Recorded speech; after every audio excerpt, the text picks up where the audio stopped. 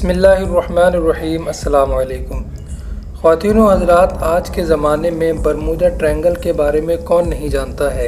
Bermuda triangle کے بارے میں تو تمام دنیا میں بہت کچھ لکھا جاتا رہا ہے اور اس کے بارے میں لوگوں کو خاصی معلومات بھی ہے، لیکن برمودا ٹرائنگل کی طرح پر اسرار حادثات کا مرکز جاپان کا ڈریگن ٹرائنگل یعنی شیطانی سمندر کے بارے میں لوگوں کو بہت کم معلومات ہے۔ آئیے جانتے ہیں کہ یہ جاپان کا ڈریگن ٹرائنگل کیا ہے۔ مزید ڈسکس کرنے سے پہلے رائل ڈسکوری چینل کو سبسکرائب کر لیں اور ہماری محنتوں کا قابضوں کا صلہ ہماری ویڈیوز کو لائک کر کے دیں، اپنے دوستوں کے ساتھ شیئر کریں۔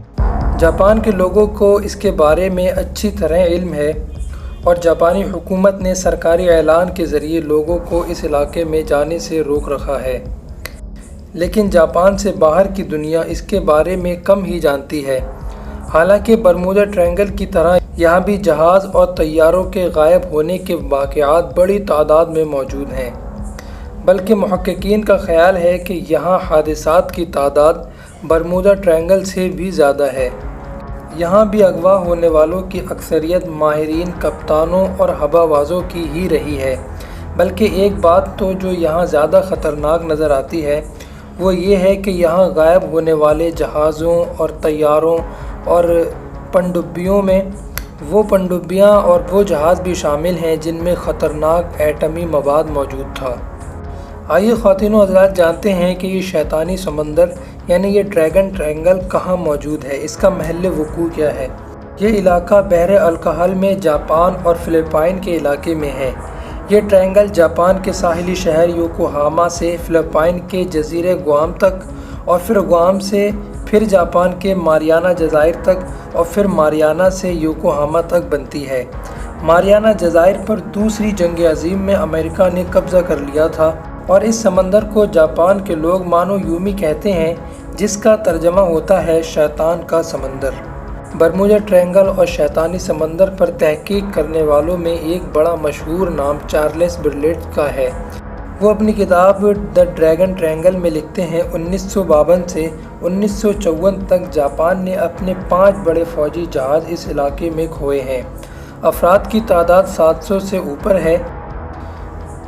اس معاملے کو جاننے کے لیے جاپانی حکومت نے ایک جہاز پر 100 سے زیادہ سائنٹسٹوں کو سوار کیا، لیکن شیطانی سمندر کا معاملہ حل کرنے والے یہ 100 سائنسداں خود معاملہ بن کر رہ گئے۔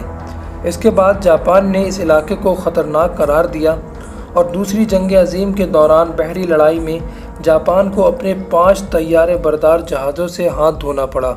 اس کے علاوہ 340 طیارے، 10 جنگی جہاز، 10 جنگی کشتیاں، 9 اسپیڈ بوٹ اور 400 خودکش طیارے بھی اس ٹرائنگل کے علاقے میں تباہ ہو چکے ہیں۔ جنگ کے دوران اس نقصان کے بارے میں آپ کہہ سکتے ہیں کہ یہ سب دشمن اتحادیوں کے جانب سے کیا گیا ہوگا، لیکن اس بحری دستے کے بارے میں کیا تشریح کی جائے گی جو اس علاقے میں بغیر کسی حادثے کے غائب ہو گیا، حالانکہ ابھی تک وہاں نہ امریکہ اور نہ برطانیہ کے جہاز پہنچے تھے۔ کم از کم ماہرین کی یہی رائے ہے کہ یہ تباہی کھلے دشمن کی جانب سے نہیں تھی، کیونکہ اسی وقت کے ایک محقق کا قول ہے۔ وہ کہتا ہے کہ یہ بات انتہائی مشکوک ہے کہ ان جہازوں کو دشمن نے ڈبایا ہے، کیونکہ یہ جہاز اپنی سمندری حدود میں تھے اور جنگ کے ابتدا میں وہاں برطانوی اور امریکی جہاز نہیں تھے۔ تو کیا یہ کہا جا سکتا ہے کہ اس علاقے میں کوئی اور چھپی ہوئی قوت موجود تھی جو اس جنگ میں امریکہ اور اس کے اتحادیوں کو کامیاب دکھانا چاہتی تھی؟ برمودا ٹرائنگل اور شیطانی سمندر میں اتنی زیادہ مماثلت جاننے کے بعد کیا کوئی یہ مان سکتا ہے کہ یہ محض اتفاق ہے؟ ہرگز نہیں۔ مشہور محقق چارلس برلیٹ کہتے ہیں، برمودا ٹرائنگل اور شیطانی سمندر میں پر اسرار طور پر غائب ہو جانا اتفاق نہیں، جبکہ دونوں علاقوں میں بالکل مماثلت پائی جا رہی ہے۔ جہازوں اور طیاروں کے غائب ہو جانے میں دونوں جگہ ایک ہی نظریے کار فرما ہے۔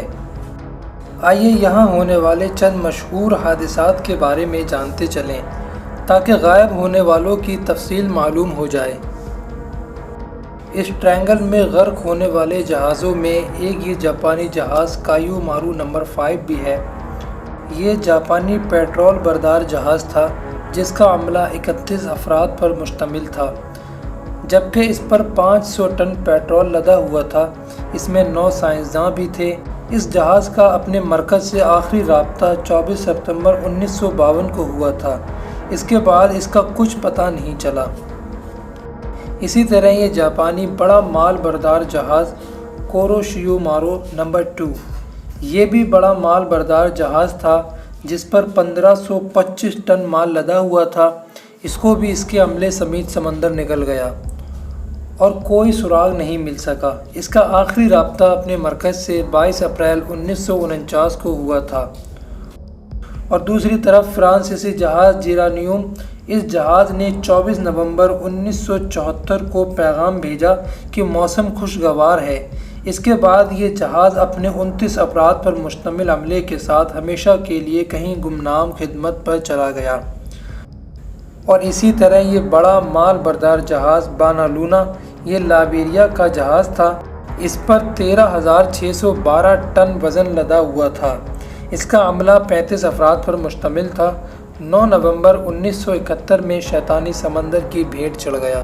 اور انہی کی طرح نہ جانے کتنے ہزاروں جہاز اس سمندر کے شکم میں موجود ہیں۔ اللہ رب العزت سے دعا ہے اللہ ہم سب کی شیطانی قوتوں سے حفاظت فرمائے۔ ابھی کے لیے بس اتنا ہی، پھر ملتے ہیں ایک نئی ویڈیو کے ساتھ۔ اللہ حافظ۔ رائل ڈسکوری چینل کو سبسکرائب کریں، بیل آئیکن دبائیں، ویڈیو کو لائک کریں، اپنے دوستوں کے ساتھ شیئر کریں اور کمنٹ سیکشن میں اپنی رائے کا اظہار کریں۔